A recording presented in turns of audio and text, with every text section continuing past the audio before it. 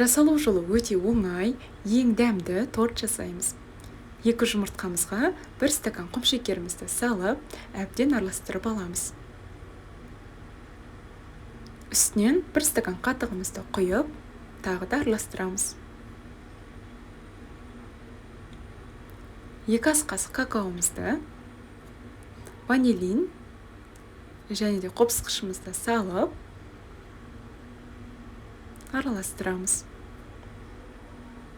Үстінен ұнымызды саламыз. Және де сұйық май қосып, барлығын бір келкі болғанша араластырамыз. Осындай дайын болған қамырымызды ыдысымызға салып, 180 градусқа 30 минутқа пісіріп аламыз. Міне, коржымыз дайын болды. 2-ге бөлеміз. Креміне вареная сгущенканың жартысын және де 5 ас қасық сметана қостым. Осылай миксермен араластырып алдым. Сіздер миксерде араластырсаңыздар болады. Әр корждарымыздың үстіне осылай кремдерімізді жағып шықтым.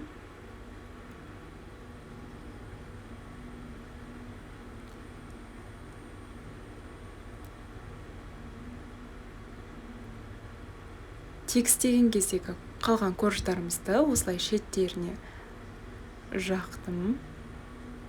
Үстінен шоколадтар сепіп шықтым. Қалаған шоколадтарын сепсеңіздер болады. Міне, жасалу жолы өте оңай.